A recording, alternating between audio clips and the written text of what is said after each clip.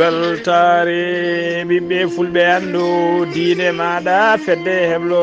sukaɓe afrique weltare tv takkusana yoni to sehila baabi to gouraya to taktake to wompu to melga mauritanie to melga mali to wuliyenge to kalignora to salha to hoore ñiiwa ko on takkusan juuɗa ha to galle ceerno idrissa diallo to boutanna ha to galle ceerno demba dongo to buruji e ko taari ɗum kala ene jeeya e gardidi kabaruji men to leydi mauritanie mohamed cheikh el ghazouani sifi décret on décret noon ko nawde retraite hono général de division miskaru lek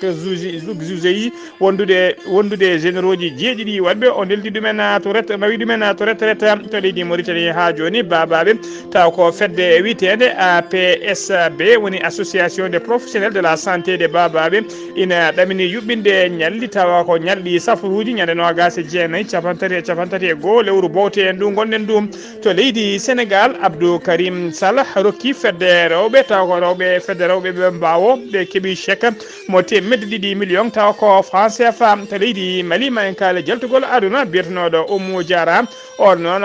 Oumou Diarra ɓurno lolidde ko jeema ko joguinoɗo yewtere taw ko yewtere heɗade no fewi e yeɓeten no fewi e jayde télévision de mali to leydi burkina faso biteɗo abbasi wodrago mennoɗo wonde ministre des affaires étrangères o wiyama tebto galle makko to leegal woga 2000 kedde afrique ma en keɗotobino musidɗo men alsana oumara mboco habaruji men joolam jaɓeri ma en kaala guerre hakkude israël e gaza jeena ha to leydi inde to leydi france ha to leydi iran bisimilla mone ketki hotodirte joni joni piren pacciren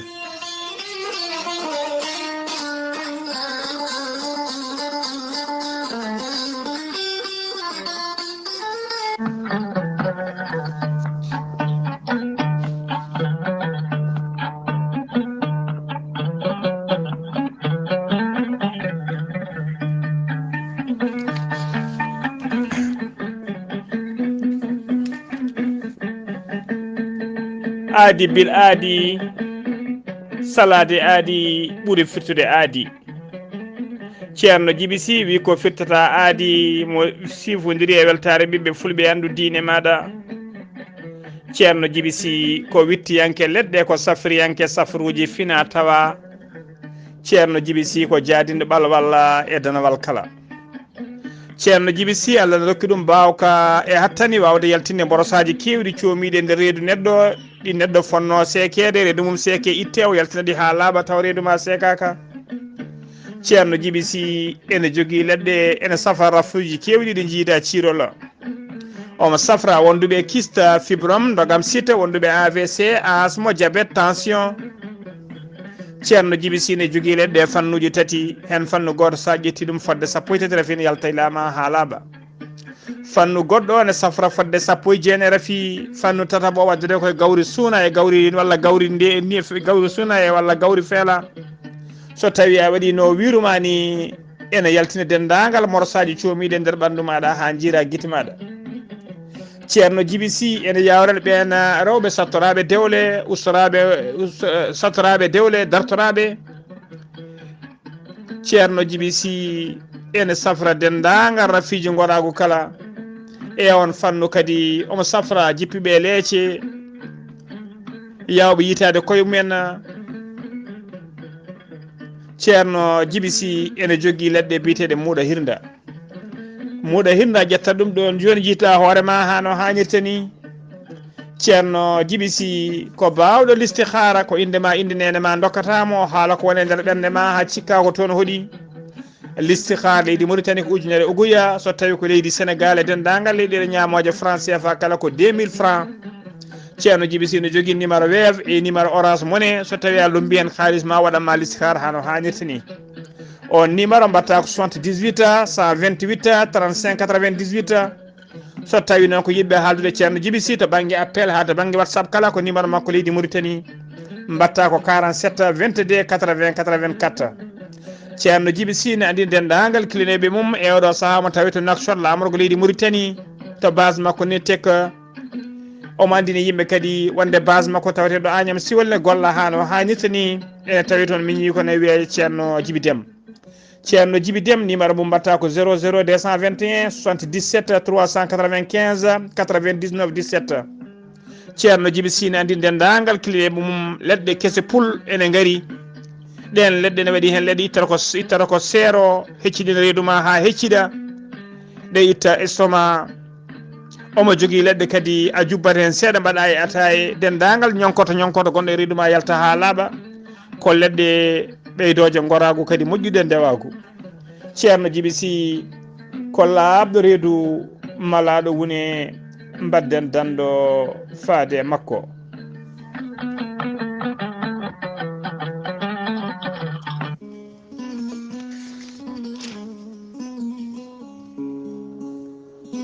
cellal ko kañum woni afongalu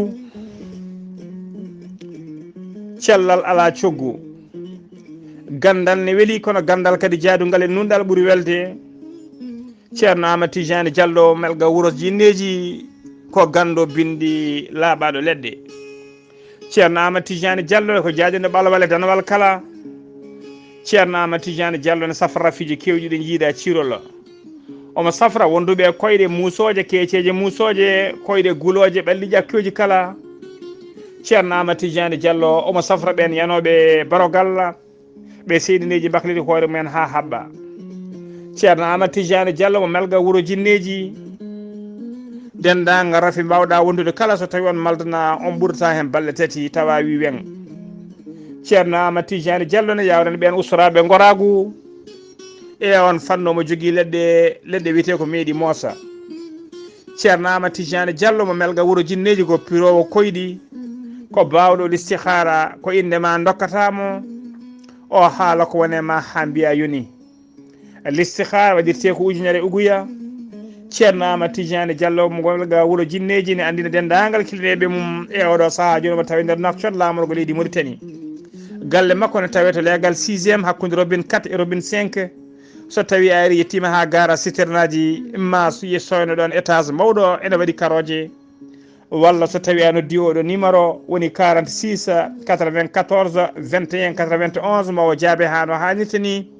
so tawi kadi ko yimɓe jokkodire makko to banggue WhatsApp ko numéro makko leydi France mbatta ko 00 336 04 04 66 27 ceerno Amadou Tidiane Diallo ene yawran ɓen ɗaɓɓoɓe kayitaji ƴeewoɓe visa ji kala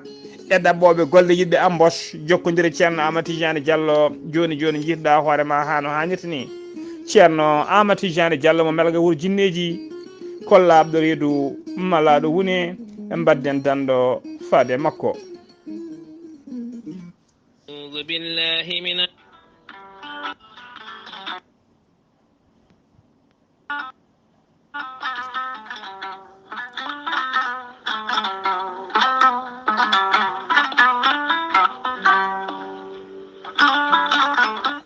an jambitowo oɗo henna ñaw jaaɗo ɓandu koyɗe musoje koppi musoji mo ƴiƴam dogata e ɗaɗi mum AVC cardiaque tension diabète walla ni an donkuɗo foccade puƴiɗo donkuɗo jokkoyde enɗam ni juma ni jama e nokkuji goɗɗi kala jokkodire gorel te joni mbiya alhamdulillah gorel te ko haako moƴƴo iwru ko en tokkore dinoro ari ko wallude en e safrude en ha moni kala yiito hen hoore muɗuma ɓen jokkodirɓe e gollorgal gorel te kamɓe kala ɓe kolliti ɓe jiitima hen koye mabɓe ɗo ɓe jambittanno yo gay ñabbuji cuuɗotoɗe nder ɓalli hay so tawi woni ɗi jangtonoka e ko gorel te safrata ɓe mbi alhamdulillah gorel te ala rewam ala effet a ittaɗen ko jamireɗa mbaɗa e ndiyam gulɗam aɗa yara aɗa yiito hen cellal ɓandu maɗa sa yiiɗi hebde hen hoolare lamde no fewi jahata koto site mabɓe internet a mbaɗa www.gorelte.com janggana hoore maɗa joni kala ko gorel te safrata kala sa yiiɗi jokkodirde e tonggode gorel te so tawi gonɗa koto Pikine jokkodirta koye biyeteɗo Samba Touré mbatta ko 77 814 95 15 walla so tawi koto marché aslem gonda jokkodirta koye Oumar Gueye 77 640 37 88 so tawi noon gonda koto Guijilon walla Agnam jokkodirta koye Mam Diayel Sy mbatta ko 77 979 76 38 so tawi gonda koto Kanel e ko taari ɗum kala jokkodirta koye Aissata Abdoulaye Dioba mbatta ko 77 169 31 65 so tawi gonda koto Raneru Ferlo e ko taari ɗum kala jokkodirta koye Ceerno Abou Diallo mbatta ko 77 544 00 34 so tawi noon gonda koto leydi France jokkodirta koye Haruna Ngayda 06 50 99 64 43 musidɓe tedduɓe gorel te ari e men addani men tan ko jamma. أعوذ بالله من الشيطان الرجيم الذين إذا أصابتهم مصيبة قالوا إنا لله وإنا إليه راجعون صدق الله العظيم batake jam gondaɗo ceerno Hasima Sow to melga Mauritanie ko miñuma duttiɗo Elhaji Oumar Habibou Sow ko ɓi duttiɗo Ibrahima Sow ko ɓi duttiɗo ceerno Janaba Diallo ko ɓi duttiɗo ceerno Mamadou Bakara Sow ko miñuma duttiɗo ceerno Ama Saydou Sow to France ko ɓi duttiɗo Elhaji Demba Houleye Diallo ko ɓi duttiɗo ceerno Ama Tijane Diallo gorko mo melga tawteɗo ɗo e nder Nouakchott ko jittinɗo ɗo wulago ngo eɓe ngullo dendagal bandiraɓe sehilaɓe hoddiɓe kala ɓe melga Mauritanie melga Mali ɓe hoore ñiiwa Haye Kaliñoro ɓe Wulayense ɓe Siwoyna ɓe Salke ɓe dendagal Guidimaganaɓe kala ustare jinnaɗo mabɓe hen banggue mawniɓe hen banggue biyetenoɗo ceerno Oumar Habibou Sow ceerno Oumar Habibou Sow kañum woni almami melga Mauritanie ko altine hanki o hawri ela jalla to melga Mauritanie siftinde on noon yettindo wulango ko ceerno Amati Jane Diallo tawteɗo ɗo e nder Nouakchott lamorgo leydi Mauritanie dow inde ceerno Habou Diallo horje heblo sukaɓe Afrique en nuldi duwawuji men faade dendagal ɓesgu makko e melganaɓe kala nde Allah yurmotomo yaafomo harnamo aljanna kanko e dendagal mayɓe julɓe kala allahumma amina. Ettode kaburuji mon e ɗemngal pulaar Afrique, Asie, Europe, Amérique, Moyen-Orient, Océanie. jam hiire moon musidɓe tedduɓe eɗen goni e mawbaare no gasi jeetati lewru bowte hitande ujunnaji ɗiɗi e no gase tati habruji mon e ɗemgal pulaar eɗen goni e talata sappo ɗiɗi jumadul akhir hitande ujunere temedde nayyi capanɗe nayyi e joyi habruji men e ɗemgal pulaar e sawta he ko musidɗo moon sehil moon Ghalii Abuu Bah to karallagal ha mbawan yiiden to banggue nete ɓosoje woni YouTube ko miñi men sehil men Saydou Abou Bah hono mbirno eɗen gardiɗi kabruji men to leydi Mauritanie pudorɗen altine hanki no gas joya lewru bowte hitande ujunnaje ɗiɗi e no gas tati Mohamed Cheikh El Ghazouani hoorejo gendi Mauritanie o sifi décret on décret noon ko hollirde wonde dadiɓe jeeɗiɗo ɓe martaba généraux ji woni jiɓe martaba généraux ji no wi ɗumen ko wiyete retraite woni foftorde mumen kamɓe jeeɗiɗo kala noon koɓe officier ji supérieur moni e mabɓe kala mbiɗen jogui ko martaba woni grade général tawi kadi golloto noon tawi ko golliɓe duuɓi capanɗe hen ɓe duuɓi capanɗe nayyi ɓe hen haaɓe duuɓi capanɗe nayyi e nayyi de service e nder armée o ko ɓeɗon jeeɗiɗo noon ko ɓeɗo jeehi ko wiyete retraite mumen hono gadano o wiyete ko général de brigade Habiballah Wula Nehan on ko chef d'état major adjoint de l'armée mo leydi Mauritanie o waɗi duuɓi capanɗe nayyi e tati de service so tawi ko ɗiɗaɓo o ko général de brigade hannena Wula Houna on ko directeur général de la sécurité extérieure et de la documentation on liggima duuɓi capanɗe nayyi e goho so tawi ko contre tataɓo o ko contre amiral Mohamed Cheikhna Wula Talib Moustapha on ko chef d'état major des forces navales on waɗi service duuɓi capanɗe nayyi e ɗiɗi nayaɓo o ko général de brigade Mohamed El Mouktar Ahmed Eli Ndilla on ko commandant de l'armée de terre o waɗi duuɓi capanɗe nayyi e service battowo joɓo ko général de brigade Hamadi Wula Eli Mawloud on ko commandant de force aérienne on waɗi duuɓi capanɗe nayyi e nayyi service battoɗo jeegom o ko général de brigade Ahmed Weddoud Mbarek on ko inspecteur général des forces armées et des forces de sécurité waɗi duuɓi capanɗe nayyi de service baɗowo jeeɗiɗo o ko général de brigade Abdellahi Mohamed Sidé Lemine on ko commandant à la 5e région militaire mo Nema on waɗi duuɓi capanɗe nayyi e goode service retraite général so tawi noon ko général de brigade El Emina on retraite mum naati en vigueur woni tigui fuɗɗi ko guila ñalno agas tati lewru décembre gonɗen ɗum ko guila nden o yeehi foftere makko so tawi noon ko retraite yaaɓe retraite jeegom heddiɓe ɓe noon retraite mabɓe natata en vigueur fuɗɗoto kay ko à partir de capantati e goho décembre ha ñande 1er janvier 2024 ko nden kamɓe heddiɓe kala jeegomo heddiɓe kala jahata retraite ko noon kadi hono directeur général de sécurité nationale et de la hono général de division Misqaru Leko Houzeyzi on e nawama retraite mum tawi kadi koye on décret goto ha joni ko leydi Mauritanie keddoɗen altine hanki nogas joya lewru décembre hitande ujunnaji ɗiɗi e nogas e tati secrétaire général du ministère de l'habitat et de l'urbanisme hono Sidi Ahmed Wulla Bennane o ɓayyini tigui décision noon ko hollude nomination délégué ji régionaux ji tawi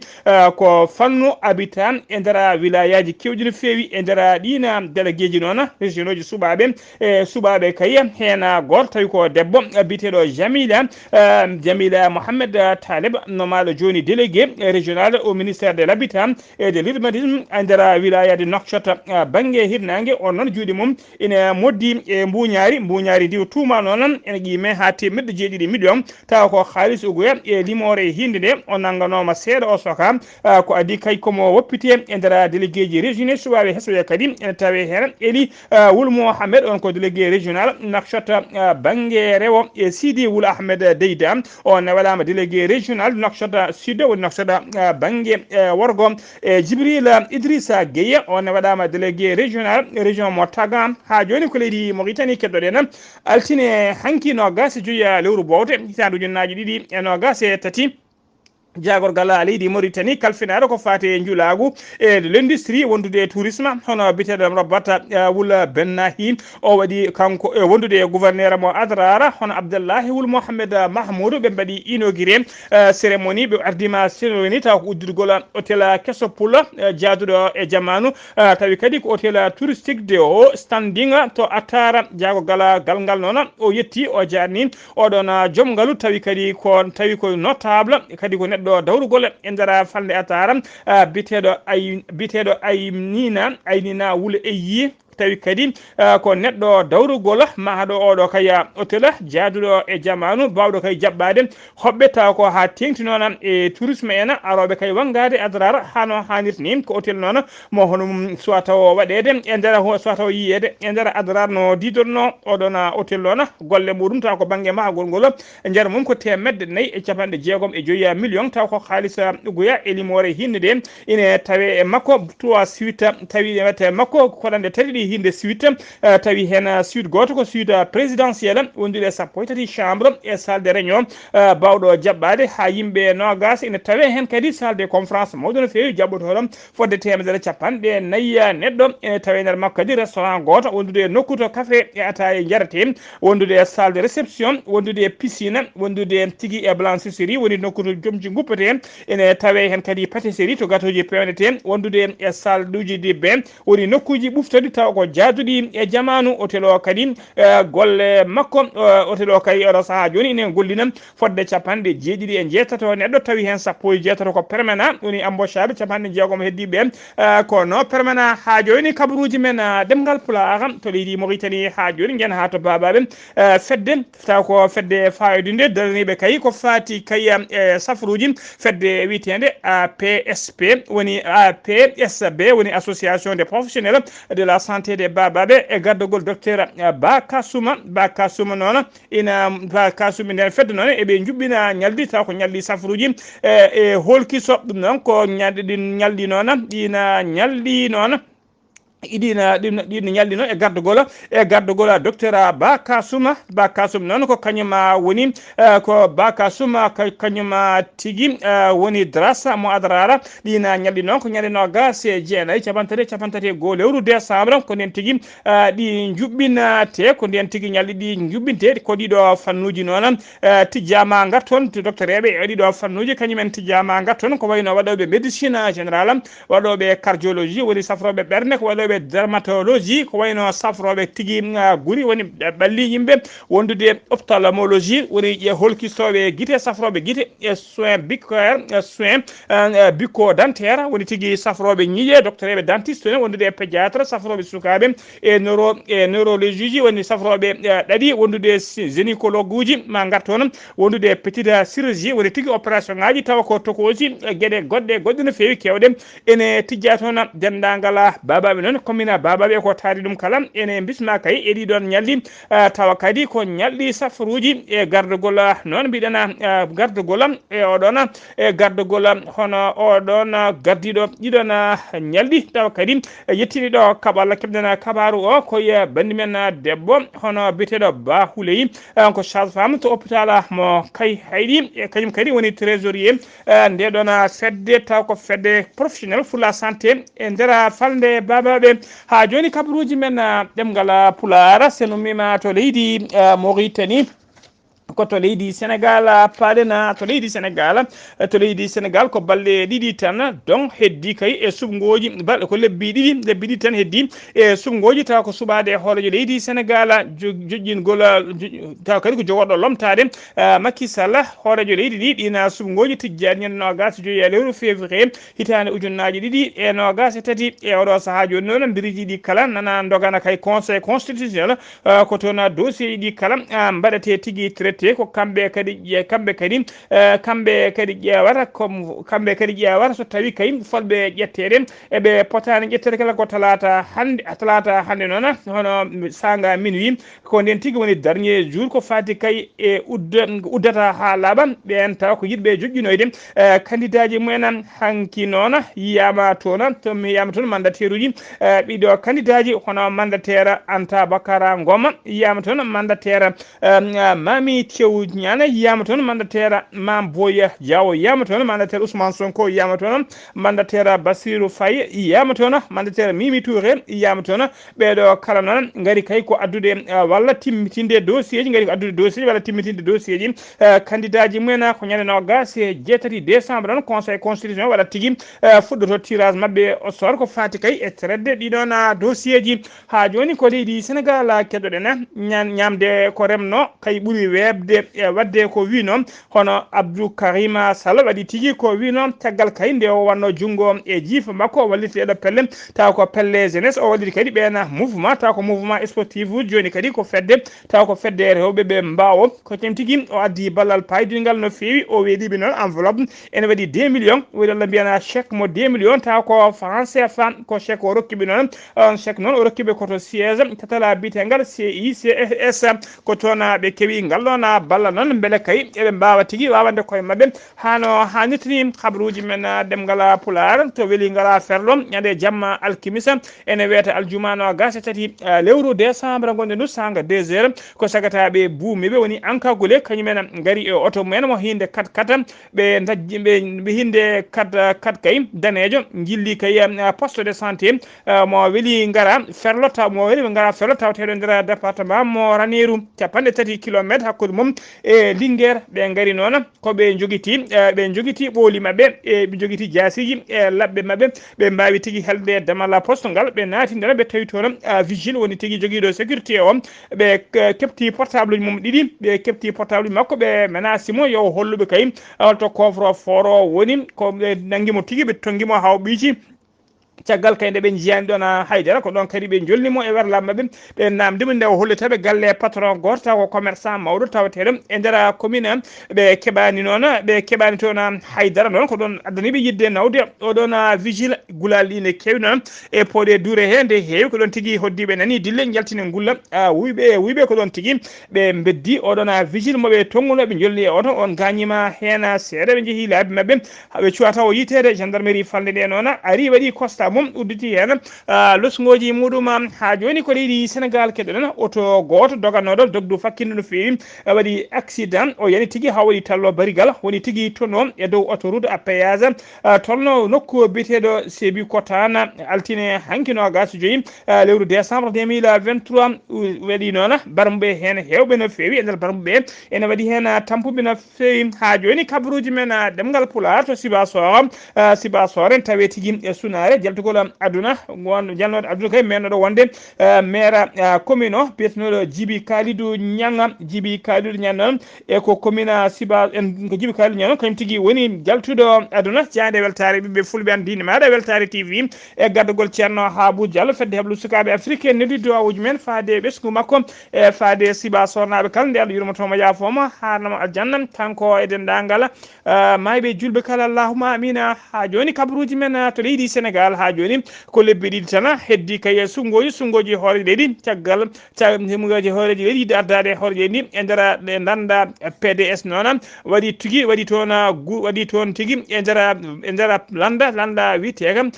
PDS landa Karima Wadde en waɗi tigui nguttu seeɗa waɗi e nder hakkude mabɓe ɗum noon caggal gona nguttu noon ko yinnode kay waylude yiilirde fedde nde walla mbiyen bureau politique kaɗon landa e tambiɓe landa ka kala ko ɗum woni koɓe jinno wadde caggal kay ɓe kawrino wonde kay yilirde nde ene foti waylede bureau politique o ne foti waylede ko adi ruma jarribam woni campagne électoral ene fuɗɗo yimɓe hewɓe noon taw ko responsable uji tawateɓe nder bureau landa ka e nder bureau politique landa ka kolliri hen metti mumen no fewi kolliri kay yewɓe mabɓe noon kolliri so tawi kay bureau ngo waylama so indi men cottama e bureau he kañumen hewɓe hen kolliri ni ko waɗoɓe démissionné ko ñaleno gasinayi noon lewru décembre ko nden tigui ɓe nodduno batu taw ko batu kubtiɗino woni assemblée mabɓe général ko Allah faabi noon landa ka e dajjitade caggal nde on taw ko maître Abdoulaye Wade mawɗo soppi caggal nde nani on kabaru kañum ƴetti téléphone mum noddi o yamiri kay nde bureau politique o ɗaccete wasa waylede joni ha diwa oɗo saaha joni teskama noon kadi siftinɗo noon alkamisa ɓennuɗo bureau politique taw ko jeunesse woni UJTL ɓen noon caggal nde bureau ngo changetono waɗino carriére musɗu no fewi kay ha goɓɓe e pette foof jeehino hen vidéo ji ƴettanoma wawino sarede e nder réseau sociaux ji ha joni kabaruji men ɗemgal pulaar sen ummima to leydi Sénégal sen ummima to Dakar jena to Ziguinchor cuttena musidɗo men sehil men ceerno Amadou Isaga Kébé nde Allah yurmotomo yaafoma harnamo aljanna kanko e mayɓe julɓe kala allahumma amina koto leydi Mali paaɗen camp militaire ngo Mordia tawateɗo e nder région de Naram waɗanoma jangu taw ko jangu seɓɓitiɓe altine hankino gas joyya lewru décembre hitande ujunnaji ɗiɗi e no gas tati koninkoɓe ka o noon e ballal kay renfort tawi ko renfort dilaɗe diwoje armé on ɓe gaari tigui ɓe mbawi tigui riwtude ɓen seɓɓitiɓe ha jatiri to ɓawo ɓen noon mbawi yaade jaɓan tigui koto falde to nokku biteɗo nawlena koninkoɓe ɓe noon koninkoɓe nawla hollirama noon ɓe kolliri noon waɗi mayɓe e barmuɓe kala to banggueji ɗiɗi kala woni to banggue koninkoɓe to banggue seɓɓitiɓe kala matériel kewɗo kadi boni hen chef d'état major général des armées ene siftina besgol malinaɓe kala wonde kay yoɓe gandu ala ko woni darde e fandare e fama so wona kay no joguiri sécurité dendagal leydi ndi kala ha joni ko leydi Mali keddoɗen Mali ne tawe sunare mawde no fewi jaltugol aduna animatrice dulnoɗo no fewi taw ko gollo e jande o RTM woni radio télévision di Mali on animatrice noon taw ko télévision di Mali biyetenoɗo Oumou Diara o ɓurno lollirde noon ko jeema ko talata hande subaka o hooti e jomi ko to hôpital di Mali ko kanko waɗanno émission culte woni ko fati pinen taw kadi ko fati kay e gurdam galleji woni vie conjugale ko alarba janggo o noon o wirete sanga 16 woni 4 to wuro witengo bankoni Ragela ɗum noon ko wuro makko to jeeya to mbotu makko dasanoto ha joni ko leydi Mali keddoɗen cercle jire bandiji joguitiɓe ha teddi ne jokki kay wadde luwaji mumen e nder leydi Mali ene jokki wadde luwaji mumen e kala saaha e nder leydi Mali ko ɗen pelle kadi jani e radio ji ɗiɗi en pelle jani e radio ji ɗiɗi taw ko radio ji communautaire e nder cercle mo jire e région mo Tombouctou woni tigi koɗo radio taw ko radio witengo radio Dundoji e radio wongo ne wiye radio Teyba ko ɗiɗo radio ɗiɗi woni koɓe jeni mumen ɗiɗi kalen tawe nder commune mo Danga ɓe naati e majji noon ɓe mbawi lincide ɓe ƴetti kala koɓe jinno ɓe dutti ɓe duppi ɗiɗon radioji ɗiɗi altine hankino gasa joyi lewru décembre sanga 21h30 woni 9h jamma ina fawi hojomaji capanɗe tati hay goto mayani hen kono kam teskama masayel kewɗo boni hen ha joni kabaruji men ɗemngal pulaar to Burkina Faso paɗen gonnoɗo ministre de men ɗo wonde ministre des affaires étrangères mo leydi Burkina Faso biteɗo Abbas Ouedraogo o wiyama teb o nanga noon ko nder galle makko caggal kay nde wonno caggal nde wonno tigui ɗengal makko caggal nde o naati nder leydi ndi noon ko ɗon tigui ñande aljuma ko ñande jamma aleta no gasanayi décembre sagataɓe gaari e nder galle makko to leegal bitegal wogga 2000 ko toon tigui ɓe nayimo hewɓe hoore makko kadi taw ko yimɓe dawrugol saliɓe walla lundiɓe laamu transition nguɗo saaha e laamu transition ardiɓe leydi ndi oɗo saaha hewɓe kadi oɗo saaha joni tawe nder kasoji ha joni kabaruji men ɗemgal pulaar kedde Afrique ma en ketto roɓindo musidɗo men sehil men Alassane Oumar Mbodj gorko mo Sarandogo Alassane Oumar Mbodj a salminama juuram mi salminimama Ghalii Abuu Bah en calmini dendagal hettiyankoɓe Ayaw TV e ñalawma hande o ko doɓiɗon e habaruji men e dongre Afrique puɗɗoɗon ko leydi kono Côte d'Ivoire leydi Côte d'Ivoire e woni ɗen e guure e dowri e kamɓe de ɓe kutorto ko wiyete ko énergie solaire goɗo wurnudi tan ko Djiby Koro o hutorto ko énergie solaire temedere e nder temedere hani oɗo mini central wawi waɗande woɗɗoɓe gueɗe kewɗe no fewi guila ɗi no boyli taw kadi ko mawli ɗoɓe ƴogoytuno taw kadi ko kilométre uji ɓe jahanno e oɗo saaha noon ɓe mbawi kono dañde kadi gartam wawde kay dañde taw kadi ko ndiyam taw woɗɗani taw kadi ko ciliɗam fodde kay temedde tati kono panneau photovoltaïque ko ɗum tigui wawata kono marchinde taw kadi ko oɗo taw kadi ko mini central ene wawi noon ma won hono guure tati kadi ene kadi kutoto oɗo mini central finance ɗum noon ko union européenne nde tawno wonde kadi dowri ndi ene sohli e gueɗe mbaɗe ndi nde tawno wonde Afrique kadi saɗaka kay ɗiyen guleyki ngam wawde koy ono marchinde e taw ko ɗiɗo panneauji hono solaire Nigéria yimɓe temedere e sappo e tato mbaɗama e jalngu mangu toon ndi e nder leydi ndi hayno toon to plateau ko joguitiɓe ko ɓe nde joni toon e nokkuji kewɗi no fewi Soudan ha joni de ko caɗele goni toon ɗum noon taw kadi ko wawde kay mawninde wonande ɓesgu mabɓe e woldeji kadi bonnotoon ɗi foof ɗum noon ko caɗele mawɗe eɗen goni toon ha joni cadda ko hande de ko wotoji ɗi kay ko ɗum kay kono waɗirte toon taw kadi ko ataye e wiide wonde kay wotoji ɗi mbawa kadi rewani lawol ɗin wotoji bonde guila sappo e jeeɗiɗi lewru bowto ujunere nogas e tati taw kadi ko suɓade eyi walla ala ɗum noon ene wayno ko eyi o woni yesso dañima won capanɗe jeetati e jeegom e nder a temedere lundu ko noon wi ko yadani e oɗo eyi baɗaɗo toon RDC Congo architecte mabɓe to Kinshasa wi woteji mabɓe ɗi dey ko juɓɓani ndewani lawol no fewi gardi noon hono sino no wi noon kañum en mbaɗi ko fodde mumen nde mbawɗo hono wadde ha joni ko toon to RDC Congo o toon expert belge jeenoɗo e dental leyɗele Europe ko on tigui rutti toon e joomum e ɗeɗo kadi kono caɗele wotteji mabɓe bannoɗe toon Gabon laamu ngu ƴetti woni pellital yuɓɓini ngalɗo pellital wattude kay toon nannude taw ko otoji golliriɗe duuɓi jeetati guila noon ujunaji ɗe sappo e jeegom ko otoji tan golliɗi kadi duuɓi joyyi ɗinti darno to leydi mabɓe kono e oɗo saaha ɓe jaɓiri ɗin otoji duuɓi jeetati yo natta nder leydi ndi Ghalii Abuu Bah ko ɗum de wonno ko togoɗen e dongre Afrique o taw wonno koye dande musidɗo moon Alassane Oumar Mbodj gorko mo salɗo ngam weltare ɓiɓɓe fulɓe andu diinema tumane meɗen fulloyo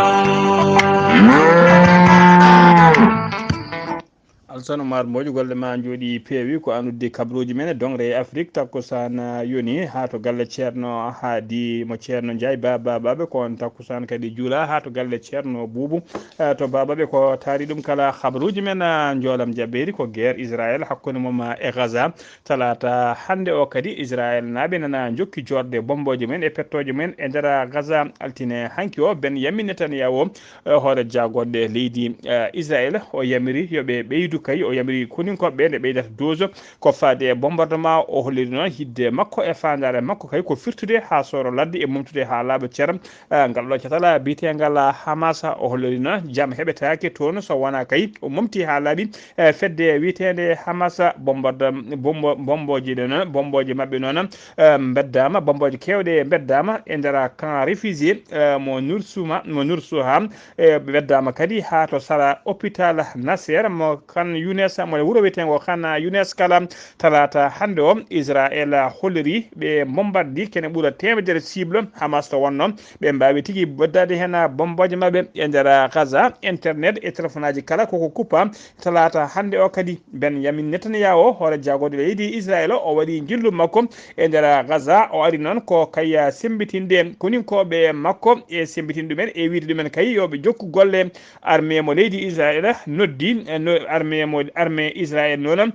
noddi nde wonɓe kay nde wonɓe e nder oɗo camp taw ko camp biteɗo camp Al Mourij nde ɓe mbaɗata e évacué nde ɓe jaltata camp o ko ɓuuri yawde yaccade hono ministère de la santé mo Hamas o holliri hande talata hande o bilan ko fuɗɗi warede kay tugdi ko guerre o fuɗɗi faade oɗo saaha joni tawi ko Gaza naaɓe ɓe jetti ujunnaje nogas e temedde jeenayyi e sappo joyyi neɗɗo woni 20 915 ko neɗɗo ko fuɗɗi warede taw ko Gaza naaɓe so tawi ko barmuɓe kay ko guerre o fuɗɗi faade oɗo saaha joni koɓe capanɗe joyyi e nayyi ujunere ene fawi temedde jeenayyi e sappo e jeetato neɗɗo Israël noon holliri